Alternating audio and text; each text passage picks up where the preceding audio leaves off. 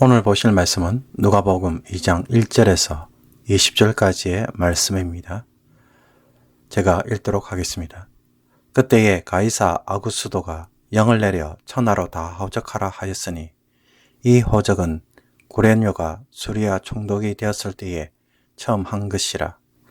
모든 사람이 호적하러 각각 고향으로 돌아가매 요셉도 다윗의 집 족속이므로 갈릴리 나사렛 동네에서 유대를 향하여 베들레헴이라 하는 다윗의 동네로 그 약혼한 마리아와 함께 호적하러 올라가니 마리아가 이미 잉태하였더라. 거기 있을 그때에 해산할 날이 차서 첫 아들을 낳아 강보로 쌌어 구유에 누였으니 이는 여관에 있을 곳이 없음이러라. 그 지역에 목자들이 밤에 밖에서 자기 양떼를 지키더니 주의 사자가 곁에 서고 주의 영광이 그들을 두루 비치매 크게 무서워하는지라. 천사가 이르되 무서워하지 말라. 보라, 내가 온 백성에게 미칠 큰 기쁨의 좋은 소식을 너희에게 전하노라. 오늘 다윗의 동네에 너희를 위하여 구주가 나셨으니 곧 그리스도 주시니라. 너희가 가서 강보에 쌓여 구유에 누워 있는 아기를 보리니 이것이 너희에게 표적이니라 하더니 호련히 수많은 천군이 그 천사와 함께 하나님을 찬송하여 이르되 지극히 높은 곳에서는 하나님께 영광이요 땅에서는 하나님이 기뻐하신 사람들 중에 평화로다 하니라.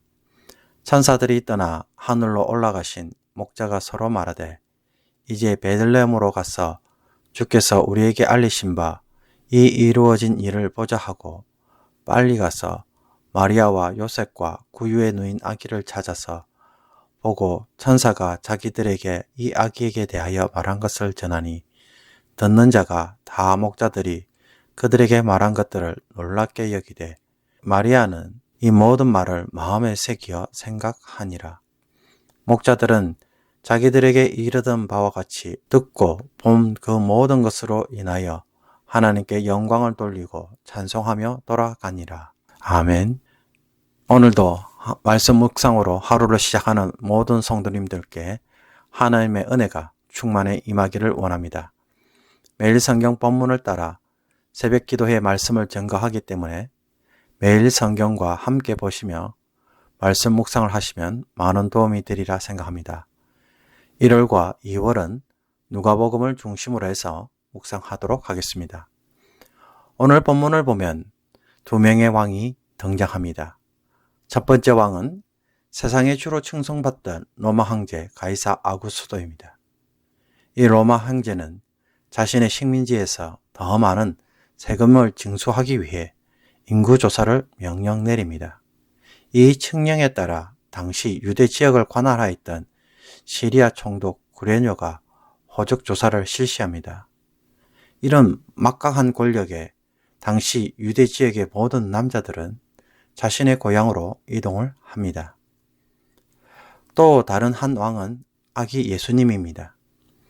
이 호적조사로 인해 어쩔 수 없이 요셉이 임신한 마리아와 함께 자신의 고향 베들레헴으로 내려갔다가 마리아가 마구간에서 출산합니다. 왕이라고 하기에는 너무나도 초라한 모습입니다. 마리아가 예수님을 잉태하게 될 때에 천사로부터 어떤 말을 들었습니까? 그가 큰 자가 되고 지극히 높으신 이의 아들이라 일컬어질 것이요 주 하나님께서 그 조상 다윗의 왕위를 그에게 주시리니 영원히 야곱의 집을 왕으로 다스리실 것이며 그 나라가 무궁하리라. 이 약속만 보면 마리아의 임신은 대단한 사건입니다. 그러면 여기에 걸맞은 출산과 대우가 있어야 합니다. 그러나 현실적으로는 어떠하였습니까? 너무 초라했습니다.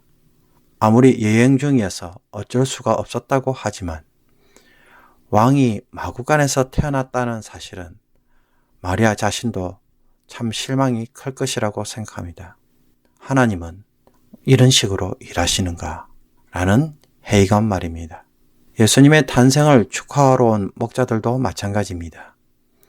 당시의 들판에서 양떼를 지키던 목자들이 천사들이 전하여 준 소식에 예수님을 만나러 온 것은 참으로 아름다워 보입니다.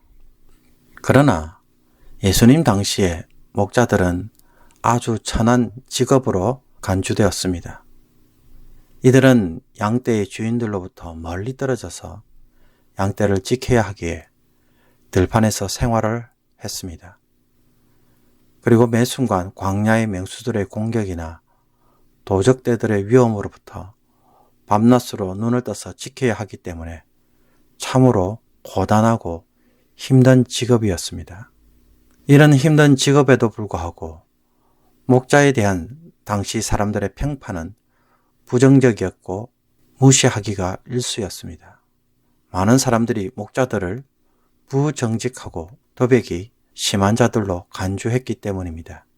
남의 땅을 함부로 침범하고 그 땅의 소산물을 슬쩍 훔치며 양떼의 새끼나 가축을 몰래 파는 나쁜 짓을 한다는 것입니다. 양떼의 주인이 매일 새끼나 가축의 수를 파악할 수 있는 것도 아니고 출산하다가 죽거나 혹은 한 마리 이상의 맹수가 공격해서 양이 죽었을 경우 사꾼 목자는 아무런 법적 책임이 없었습니다. 그러므로 마음만 먹으면 얼마든지 가축의 일부를 훔쳐서 팔 수 있었던 것입니다. 이런 나쁜 평판으로 인해 당시 목자들은 재판관이 될 수도 없었고 법정의 정인으로 설 수도 없었습니다. 일반 시민들보다 더 못한 쓸모없는 존재들로 취급받았으며 죄인들과 같은 부류로 취급되었던 것이 바로 예수님 당시의 목자들입니다. 베들레헴 지역의 양떼들은 대체로 예루살렘의 정치가들이나 부자들의 것인 경우가 많았습니다.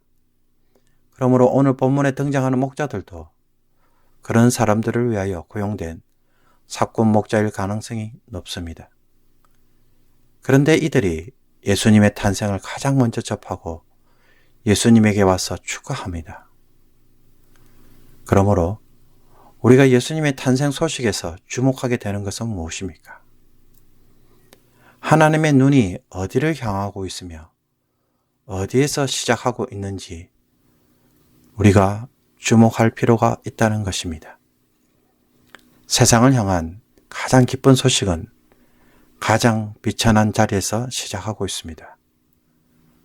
하나님은 예수님을 통한 구원 역사를 잘 조직되어 있고 멋진 프로그램과 마음이 맞는 사람들, 잘 구비된 건물 속에서 시작하지 않습니다.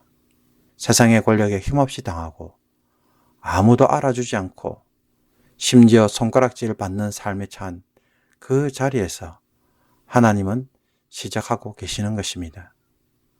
만약 우리가 하나님에게 더 가까이 가고 하나님을 더 닮으며 하나님의 마음을 아는 자들이 되기를 진정으로 원한다면 우리가 시작해야 할 자리는 어디 있겠습니까?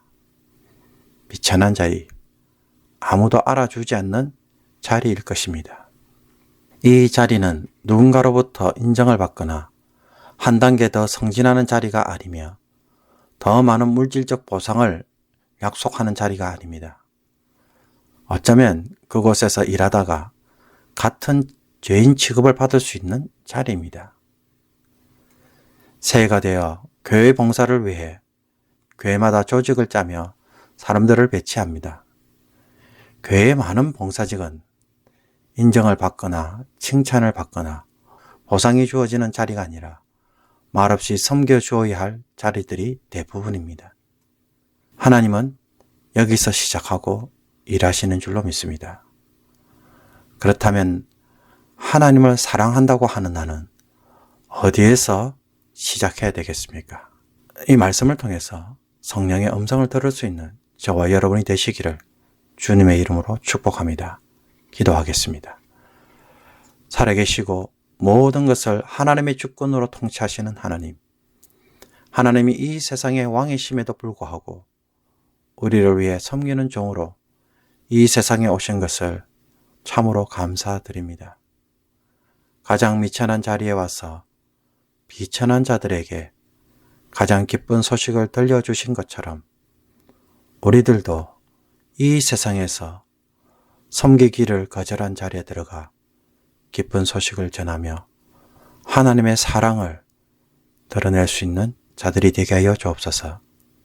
세상의 권력과 부와 명예를 얻기 위하여 여기저기 기웃거리는 자들이 아니라 하나님이 일하시는 자리에 서서 하나님의 동력자가 되는 자들로 살아가게 하여 주옵소서.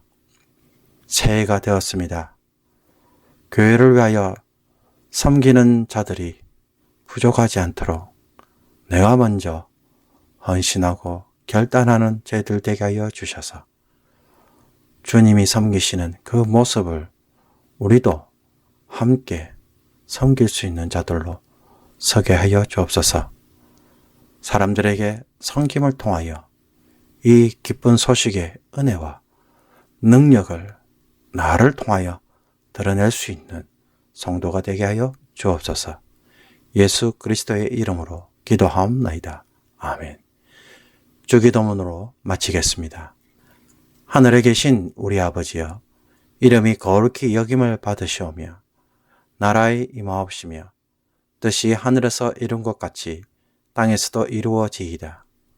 오늘날 우리에게 일용할 양식을 주옵시고 우리가 우리에게 죄 지은 자를 사하여 준 것 같이 우리의 죄를 사하여 주옵시고 우리를 시험에 들게 하지 마옵시고 다만 악에서 구하옵소서. 내게 나라와 권세와 영광이 아버지께 영원히 있사옵나이다. 아멘.